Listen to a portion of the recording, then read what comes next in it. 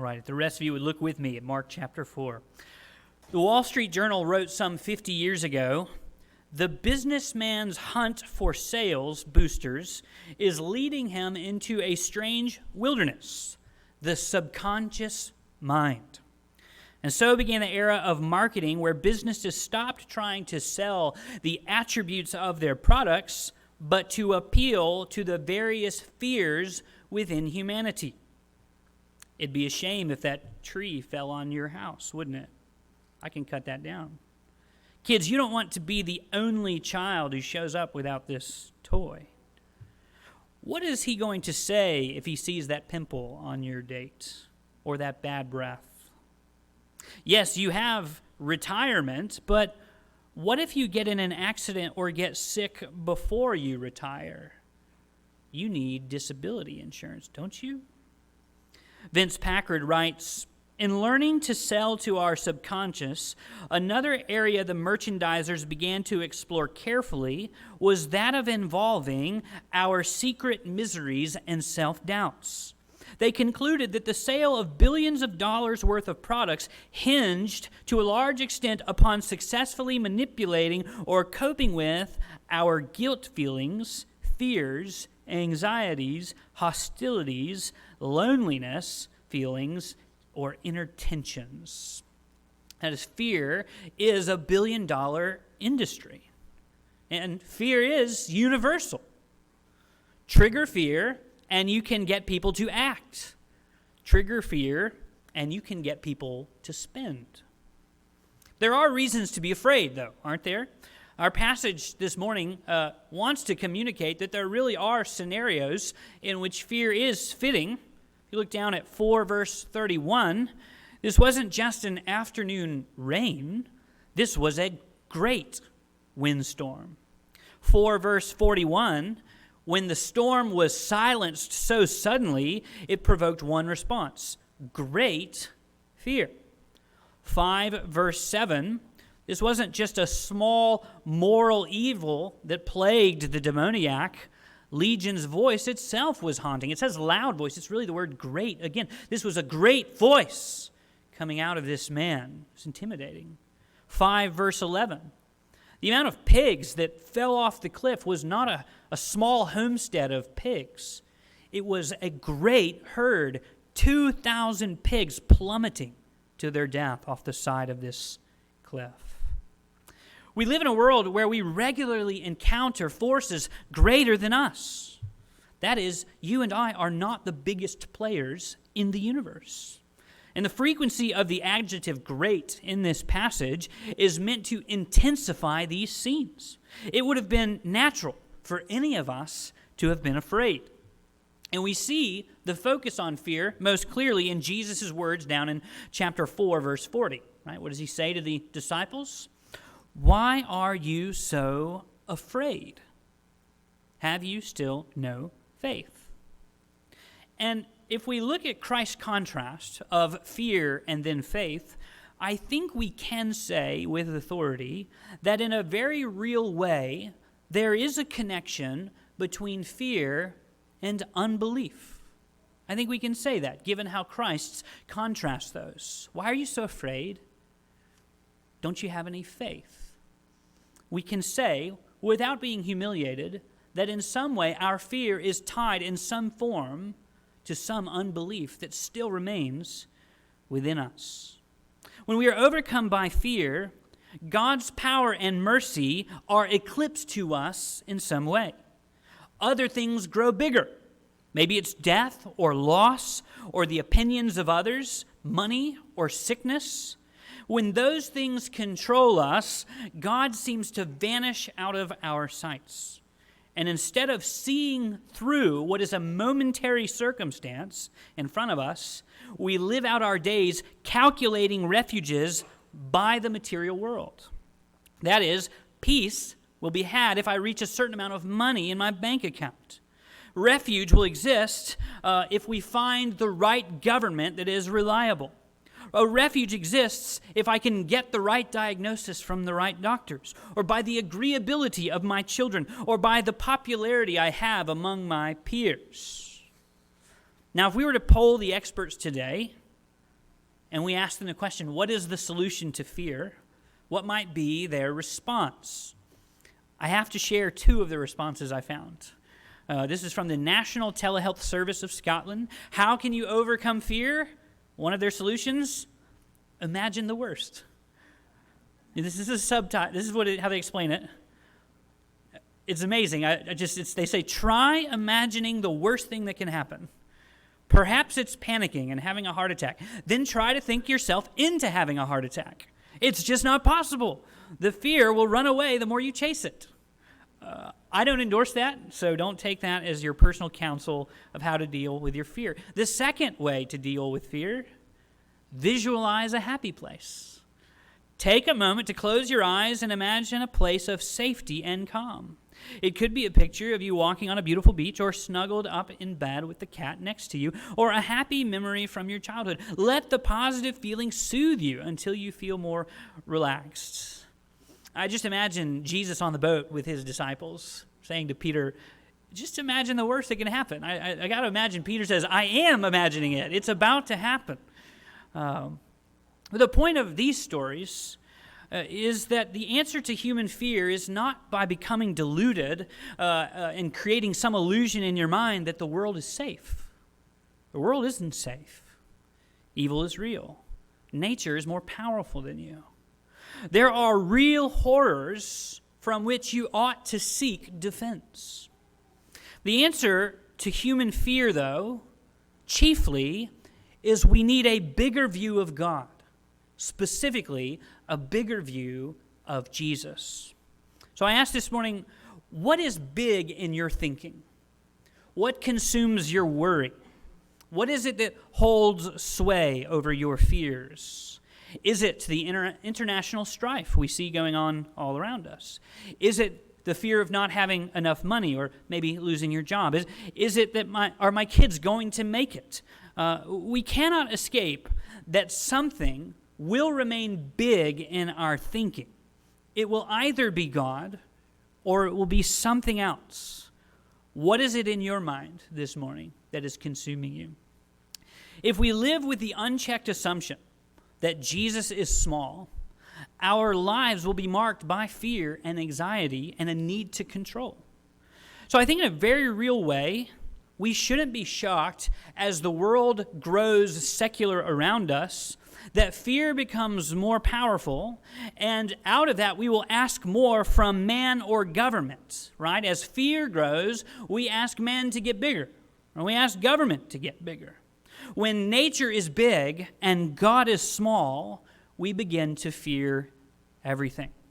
So today what Mark wants to show us is that there is nothing bigger than Jesus.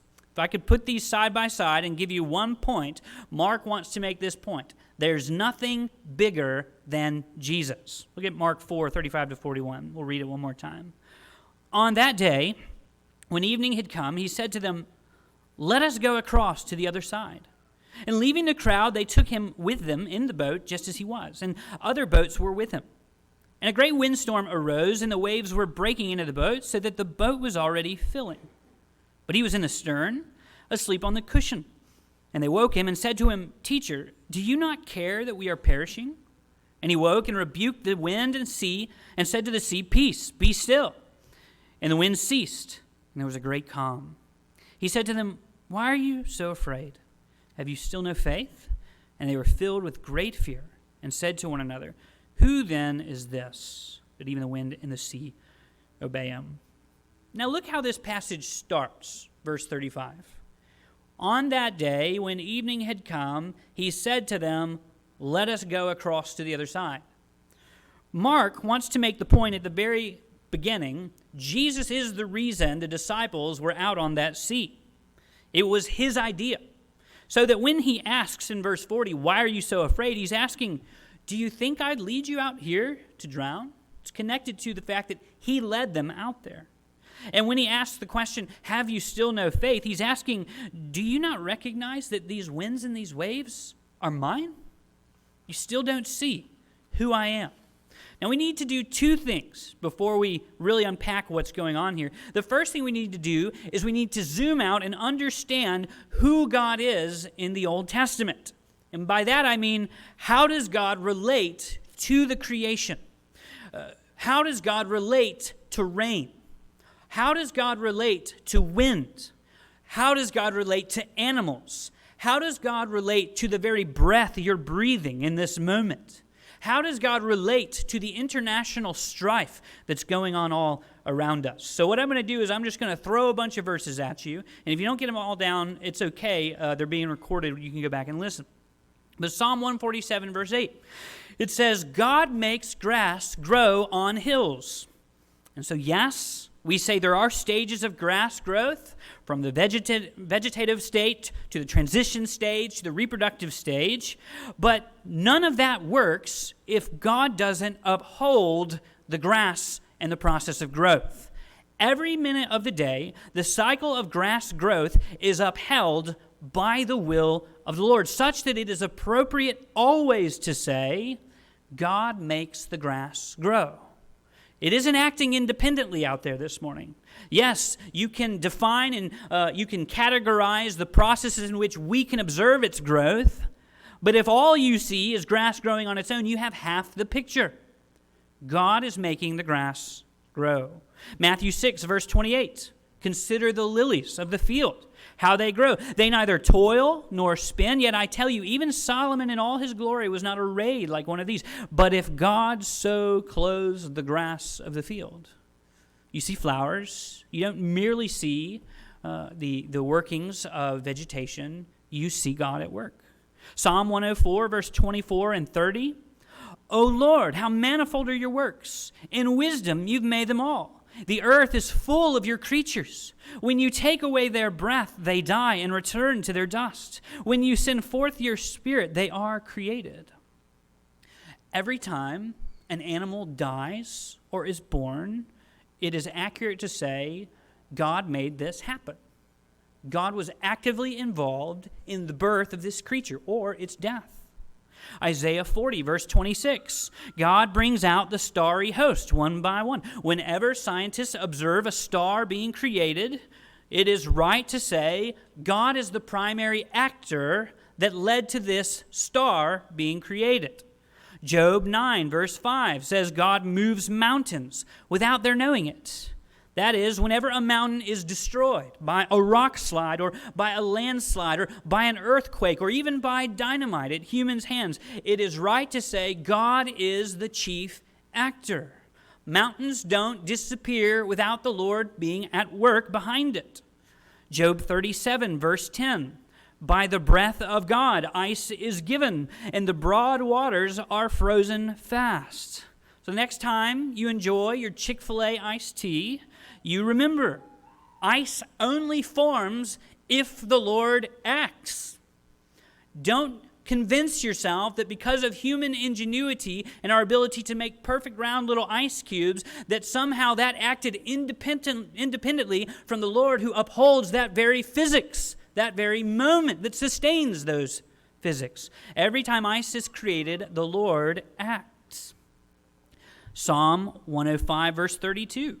God gave them hail for rain. He gives snow like wool. Psalm 147, 16 to 17. He hurls down his crystals of ice like crumbs. Well, what about rain? Amos 4, verse 7. I sent rain on one city and sent no rain on another city.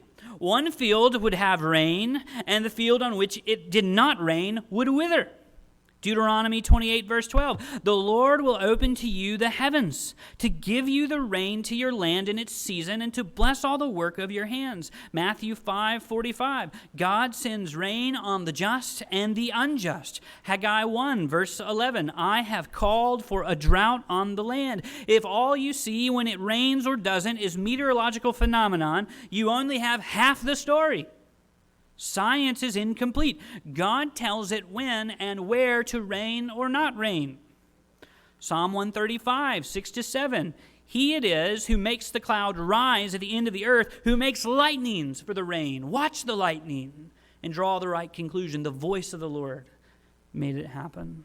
Psalm 148, 7 and 8. Praise the Lord from the earth, you great sea creatures in all deeps, fire and hail, snow and mist, stormy wind fulfilling his word. from creatures to fire to hail to snow, rain and wind, all obeying the voice of the Lord. What about humans? For you formed my inward parts. You knitted me together in my mother's womb. Psalm 139, verse 13. At every human birth, God is active. Before they're born, God is active. Every detail and growth of the child in the womb is the Lord at work. Deuteronomy 32, verse 39. There's no God beside me. I kill, I make alive. I wound, and I heal. There's none that can deliver out of my hands. Human life, human death, disease, and healing are all from the hand of the Lord. Acts 17, verse 28. In him we live and move and have our being. Every human movement at this very moment exists because the Lord makes it possible. Well, what about the nations? Acts 17, verse 26. And God made from one man every nation of mankind. That is, every nation that comes about comes through the determination and providence of God. Job 12, verse 23. He makes nations great, and he destroys them. He enlarges nations, and he leads them away. When nations rise to power and when nations fall, the Lord is behind it all. Daniel 4, verse 17. The Most High rules the kingdom of men and gives it to whom he will. So vote for your leaders. But remember, it's the Lord who gives it to whom he wills. And we get the picture, right? The Bible's view of God is exhaustive, meticulous power. God is ultimate in every scenario, not nature. Nature doesn't act independently. It doesn't beat to the march of its own drum. Now, I said we need to do two things as we look at this passage. Number one, we need to ask who God is in relation to nature. But the second thing we need to do is we need to ask Mark, who does Mark want us to understand Jesus to be? Who is Jesus according to Mark? Before I answer the second question, I want to remind you of the agnostic scholar Bart Ehrman.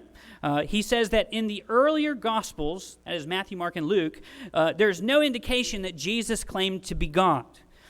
He believes that Mark, Matthew, and Luke give no such perspective of Jesus. Now, in order to see what's going on in Mark, I'm going to quote one more passage, Psalm 107, verses 23 to 30. If you see any passage in the Old Testament today, look at Psalm 107, 23 to 30. Listen to what it says. Some went down to the sea in ships, doing business on the great waters. They saw the deeds of the Lord, his wondrous works in the deep. For he commanded and raised the stormy wind, which lifted up the waves of the sea. They mounted up to heaven. They went down to the depths. Their courage melted away in their evil plight. They reeled and staggered like drunken men and were at their wits' end. Then they cried to the Lord in their trouble, and he delivered them from their distress. He made the storm be still, and the waves of the sea were hushed. Then they were glad that the waters were quiet, and he brought them to their desired haven. This is Yahweh in the Old Testament, the God of Israel. And now look back at Mark 4, verse 39. And he, that's Jesus, awoke and rebuked the wind and said to the sea, "Peace, be still." And the wind ceased, and there was a great calm. What does Mark want you to do in verse 41? Who then is this, that even the wind and the sea obey him? Every attribute that I just listed to you about God in the Old Testament is present on that boat with those disciples. That's the point of the question. It is unmistakable who this is. He calls the seas to be quiet, and they stop. This Jesus is the God over all nature. He's the one the wind and waves obey. The rains obey. He's the one who takes and gives breath, life, and death. Jesus is the one who raises kings and removes them. He grows nations. He destroys them. He creates stars. He crushes mountains. This Jesus owns every element of nature. And so I ask, do you know this morning There's not an ounce of your life outside of Jesus' control. There's not an ounce. It's out of your control, but there's not an ounce of it that shocks Jesus. There's not an ounce of it in which Jesus was unplanned for. He is working in and through all of our lives. He is over all the creation. Now, what does this do for fear? It keeps me from saying, as long as I have X lesser than Jesus, I'll be okay. Because in the end, X less than Jesus is not Jesus, and therefore we don't know what Jesus will do with it. Resting because you have X or Y or Z is delusion, because one day it will be taken from you either by its death or by your own. This tells us not how to end fear, it tells us where to take fears, right? Are you afraid? You do not need control. You need to come to Jesus. He is Lord of all nature. You don't need to end your fears. You need to have a bigger view of who Jesus is. And this morning, Mark says, look, there's not a force in nature that this Jesus does not control. So the right question of Jesus to his disciples is, why are you afraid? Don't you know who you are with? Jesus is the Lord over nature, but he's also the Lord over evil. Look at 5 verses 1 to 20. They came to the other side of the sea, to the country of the Gerasenes. And when Jesus had stepped out of the boat, immediately there met him out of the tombs a man with an unclean spirit. He lived among the tombs, and no one could bind him anymore, not even with a chain. For he had often been bound with shackles, but he wrenched the chains apart, and he broke the shackles in pieces. No one had the strength to subdue him. Night and day among the tombs and on the mountains, he was always crying out and cutting himself with stones. And when he saw Jesus from afar, he ran and fell down before him. And crying out with a loud voice, he said, "What have you to do with me, Jesus, Son of the Most High God? I adjure you, by God, do not torment me." For he was saying to him, "Come out of the man, you unclean spirit." And Jesus asked him, "What is your name?" He replied, "My name is Legion, for we are many." And he begged him earnestly not to send them out of the country. Now a great herd of pigs was feeding there on the hillside, and they begged him, saying, "Send us to the pigs, let us enter them." So he gave them permission, and the unclean spirits came out and entered the pigs, and the herd, numbering about 2,000, rushed down the steep bank into the sea and drowned in the sea. The herdsmen fled and told it in the city and in the country, and people came to see what it was that had happened. And they came to Jesus and saw the demon-possessed man, the one who had the legion, sitting there, clothed and in his right mind, and they were afraid. And those who had seen it described to them what had happened to the demon-possessed man and to the pigs. And they began to beg Jesus to depart from their region. As he was getting into the boat, the man who had been possessed with demons begged him that he might be with him. And he did not permit him, but said to him, "Go home to your friends and tell them how much the Lord has done for you, and how he has had mercy on you." And he went away and began to proclaim in the Decapolis how much Jesus had done for him. And everyone marveled. I think it would be tempting for a lot of us to write this story off today because we don't see possessions happening all around us. We don't see these, at least in this frequency or even publicly as we do in chapter 5 here. But the Scripture's explanation of Satan's influence is much more subtle most of the time. Ephesians 2, verse 2 says, "The prince of the power of the air is now at work in the sons of disobedience." So what does that look like? Paul says, "Those who live in the passions of their flesh, carrying out the desires of the body and the minds." Person you want to understand if you're influenced by Satan, Paul says, look at your self-control. What are you controlled by? Your anger gets the best of you. Your lust can't be put down. You lie, you manipulate, you're controlled by your passions. Paul says the prince of the power of the air is at work in you. John 8, verse 44. The Pharisees, very upright standing citizens to most of Judea, they had a sophisticated moralism, a twisting of the Word of God. And despite it being socially approved, Jesus says what's really happening in them is that they are of their father, the devil, and their will is to do their father's desires. So you don't need outright possession to be mastered by evil. But in this account, Mark does want to make the point about evil, the same point he did about nature. That's why this evil is so apparent.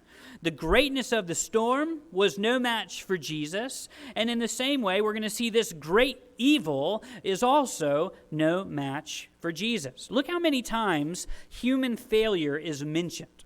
Verse 3, no one could bind this man. Verse 3 again. No one could bind him with chains. Verse 4, what did he do? He wrenched the chains apart. Verse 4, what did he do? He broke the shackles in pieces. Verse 4, no one had the strength to subdue him. And so you're supposed to see this great picture of this force at work in this man. No one can stop it. But what happens in verse 6? The man who couldn't stop harming himself, all he can do when Jesus arrives is he bows immediately, in total submission to Jesus. What I love about Cesar Millan, the reason that dog show was so popular was because one minute a pit bull was eating someone's hand, and then he shows up, and after one little thing that he does, the dog obeys instantly. And it's a popular show because of it, or at least it was. And that's happening a million times more in this passage. This demon has had its way with these people through this man. No one can stop him. He lives in the graveyard, cutting himself, moaning, and Jesus shows up, and all the man can do is bow. It's without a doubt that Jesus has total power and sovereignty over evil, is the point. And to emphasize this even more, his name, verse 8, is Legion, which would have been a word for around 3,000 to 6,000 Roman soldiers. Now, that's not saying there's 6,000 demons in this man, but the point is this is not one soldier of Satan against Jesus. This is a legion of his infantry that Christ is standing before. It's a mighty force in the realm of darkness. But how does this legion of demons speak to Jesus in verse 10 and verse 12? The way they talk in this passage is all they can do is beg. They don't at all presume to be able to exert themselves onto Jesus. As rebellious as they are to him, the one folly they didn't fall into is the thought that they could somehow escape him. Instead, they beg him, let us do this, let us do this.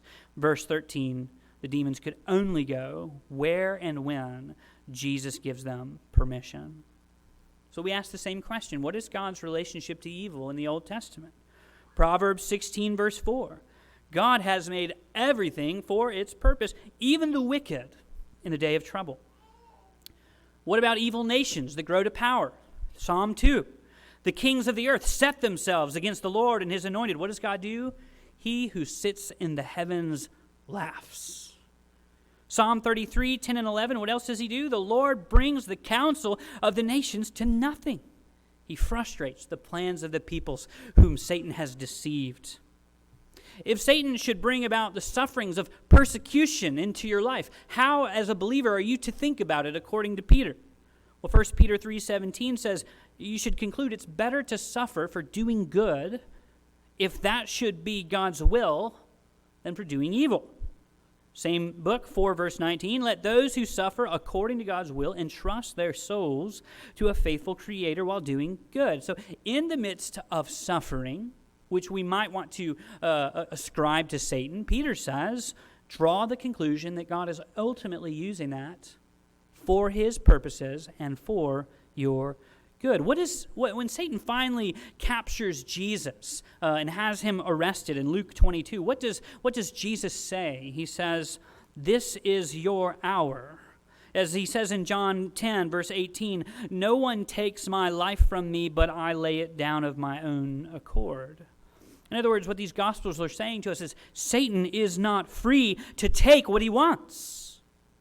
Rather, he's only able to act as he is given opportunity from God.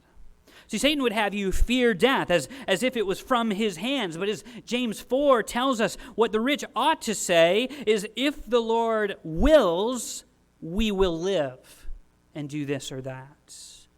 Satan does not use death apart from God's will.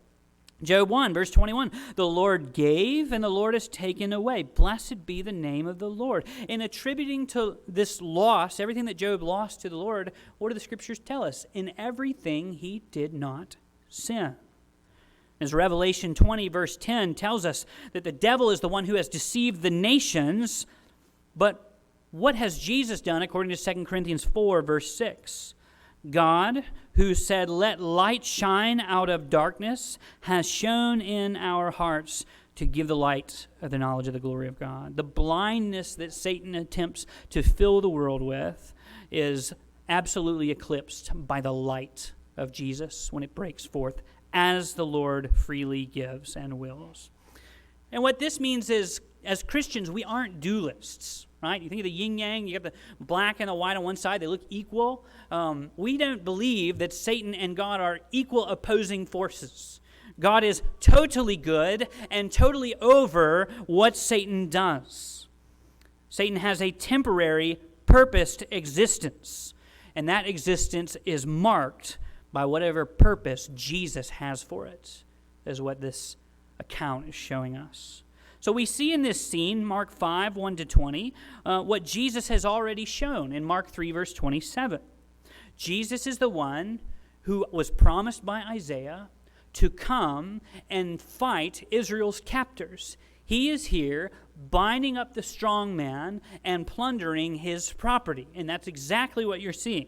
So Mark shows us here then, this true evil, this great force for evil, that evil itself is in total submission to Jesus Christ.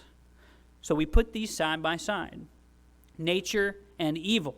What these two passages are pushing before us this morning is there is no visible and there is no invisible reality that is not subject to Jesus. That's the point.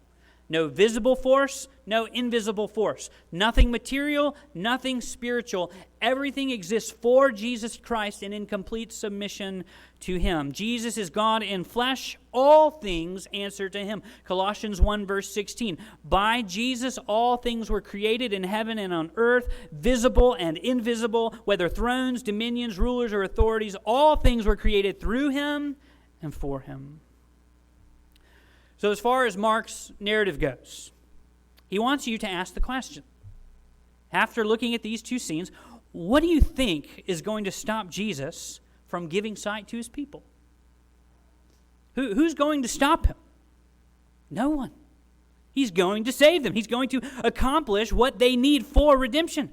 Go ahead, find the contender, he says. And that's the personal point. No one can stop Jesus. Therefore, what we see in Jesus' ministry is no one is too far from His reach. Those who are on the verge of physical death, those who are on the verge who have been enslaved by Satan for years, there is no one beyond the reach of Christ. He will come, He will have His way, and He will deliver His people. Now consider these accounts one last time, these two accounts. Before reading the stories, if you were to know who the main characters were, who would you assume is going to draw the right conclusion about who Jesus is, right? You have the disciples. I think it's reasonable. I would have said they're going to be the ones who walk away knowing who Jesus is. You have the disciples. You have the townspeople, the wealthy townspeople who own the herds of pigs. Maybe they'll get it. They're businessmen. They understand complex agricultural and the marketplace. They're pretty smart. They're going to draw the right conclusion about who Jesus is. The third figure that you have here is this decrepit, insane, self-mutilating man in a graveyard. And after these three figures encounter Jesus, which one walks away with clarity? The disciples remain afraid. The townspeople ask Jesus to leave, angry at the loss of their agricultural product. But what do you have down in 5 verse 18?